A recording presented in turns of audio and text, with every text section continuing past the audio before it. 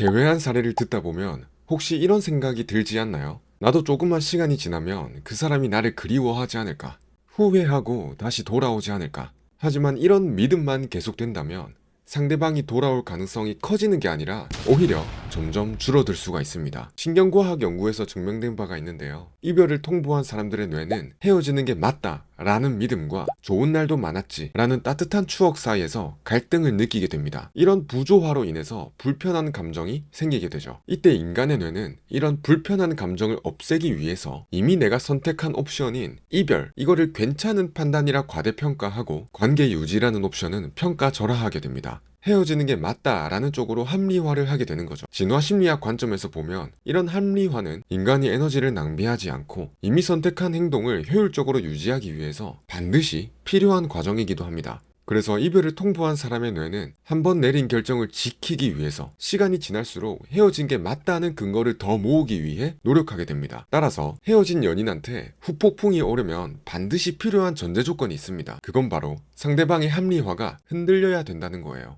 오늘은 그 합리화를 끊게 만들기 위한 3가지 전략을 알려드리려고 합니다. 짧게 예시를 들어볼게요. 연락 문제로 자주 싸운 커플이 있어요. 여자가 지쳐서 헤어지자고 했습니다. 근데 헤어지고 나서 남자가 그리워져요. 이때 여자의 뇌가 흔들립니다. 내가 끝냈는데 왜 그립지? 이 충돌이 너무 불편해지는 거죠. 그래서 여자의 뇌가 정리합니다.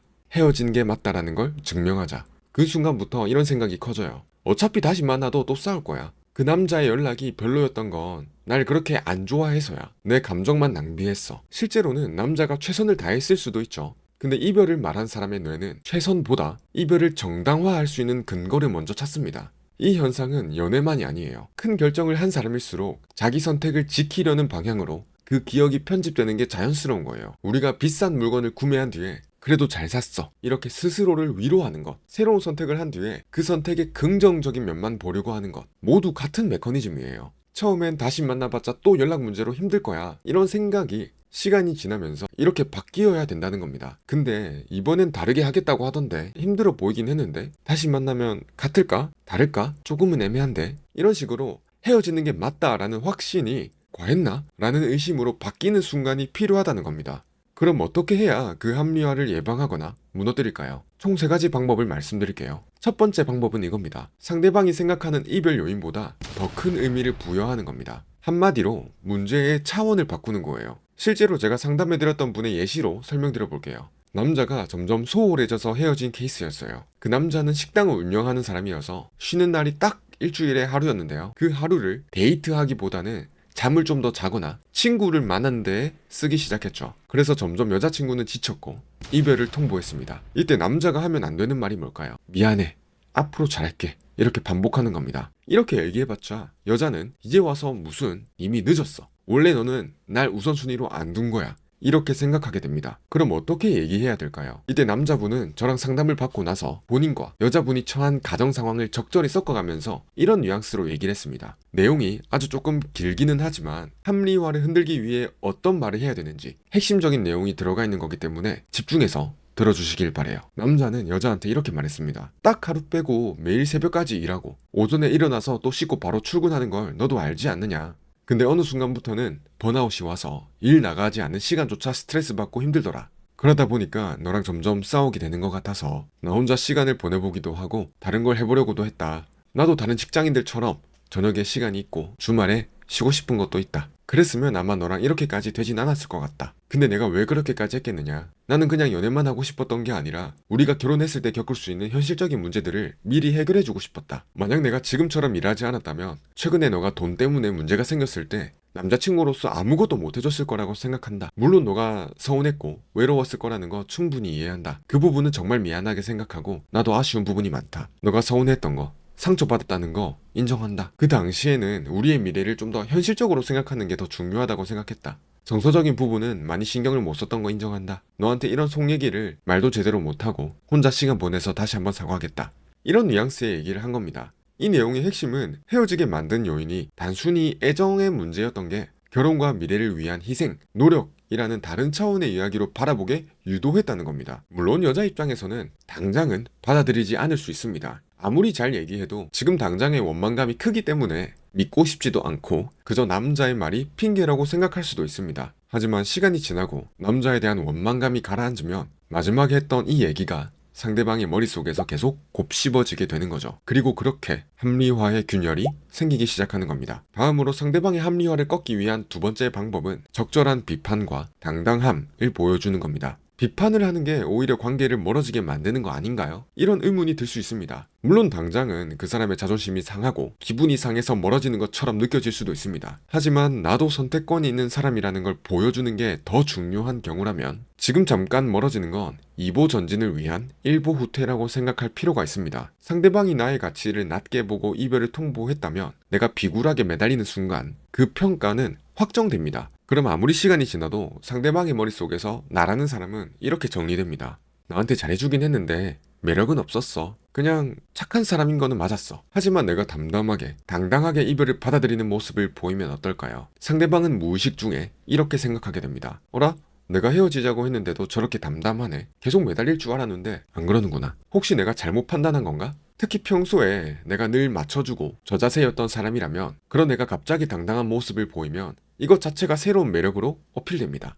이 시점이 바로 합리화의 균열이 오는 시점이에요. 그리고 만약 상대방이 명백히 잘못한 게 있을 때는 확실히 짚고 넘어가야 됩니다. 상대방이 나와의 신뢰를 저버렸거나 무례하게 행동했는데 내가 헤어지기 싫은 마음에 괜찮아, 다 내 잘못이야. 너는 나한테 최선을 다했어. 이런 식의 말을 하면 어떻게 될까요? 처음엔 상대방도 미안해합니다. 하지만 시간이 지나면서 점점 합리화가 쉬워지는 거예요. 그때 내가 좀 그랬지만 그 사람도 문제가 있었어. 내가 그렇게 잘못한 건 아니었던 것 같긴 해. 이런 식으로 상대방은 결국 자신의 잘못을 합리화하게 된다는 거죠. 나한테 느낄 수 있는 죄책감의 감정도 싹 사라지게 되는 겁니다. 그렇게 죄책감이 사라지게 되면 나에 대한 생각도 줄어들게 되겠죠. 그러니까 짚고 넘어갈 건 확실히 짚고 넘어가세요. 그게 당장은 감정이 나빠질 수 있어도 장기적으로는 더 도움이 되는 경우가 많습니다. 특히나 내가 연애하면서 늘 맞춰주는 쪽, 저자세를 보였던 쪽에 가깝다면 더더욱 비판해야 될 땐 확실히 해야 된다는 거예요. 다음으로 상대방의 합리화를 꺾기 위한 마지막 방법은 상대방의 관점을 비트는 겁니다. 예를 들어서 상대방이 나를 살이 쪄서 매력이 없어진 사람이라고 생각한다면 어떨까요? 이게 처음에는 단순히 외모 문제였는데 점점 게으른 사람이라는 프레임이 추가되고 자기 관리 못하는 사람이라는 낙인이 찍히고 건강하지 못한 사람이라는 인식까지 확장되는 거예요. 즉 나에 대한 부정적인 이미지가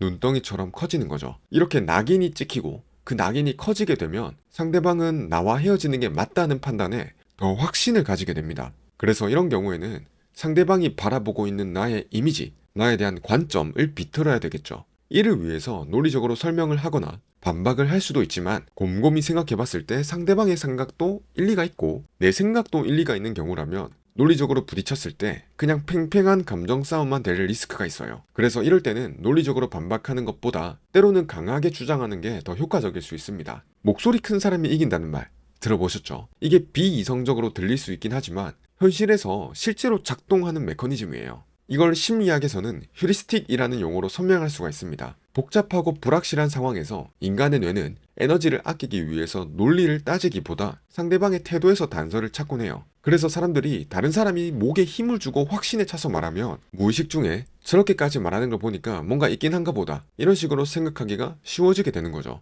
따라서 논리적으로 반박하거나 주장하기가 어렵다면 그리고 감정 싸움이 되기가 쉽다면 차라리 강하게 주장하고 물러서는 게 도움이 되는 경우도 많습니다. 다만 조건이 있어요. 상대방이 조금이라도 흔들리는 눈치일 때만 하자는 거예요. 상대방이 완전히 닫혀있을 때 내가 강하게 밀어버리면 설득이 아니라 싸움이 될 테니까요. 상대방도 내 의견이 일리가 있다는 걸 조금이라도 인정하는 눈치일 때 혹은 조금이라도 인정할 수 있는 사람일 때 그때 조금 더 내가 강하게 얘기하는 거지 상대방이 전혀 내 말에 동감하지 않고 있는데 강하게 얘기하는 건 상황만 더 악화시킬 뿐입니다. 네, 오늘 핵심은 하나였죠. 후폭풍이 오르면 상대방의 합리화가 흔들려야 된다. 그리고 그걸 만들 방법 3가지를 말씀드렸습니다. 이별 요인보다 더 큰 의미를 부여하는 것, 당당함을 보여주거나 필요하다면 적절한 비판을 하는 것, 마지막으로 상대방의 관점을 비트는 것. 어떠신가요? 여러분의 상황에 참고가 될 만했나요? 만약 내 상황에 딱 맞는 조언을 구하고픈 분이라면 이번 영상의 고정 댓글을 참고해주세요. 구독자분들에게 실질적인 도움을 드릴 수 있도록 노력하고 있습니다. 영상 끝까지 보시느라 고생 많으셨어요. 행복하시길 바랍니다. 다음 영상에서 또 뵐게요.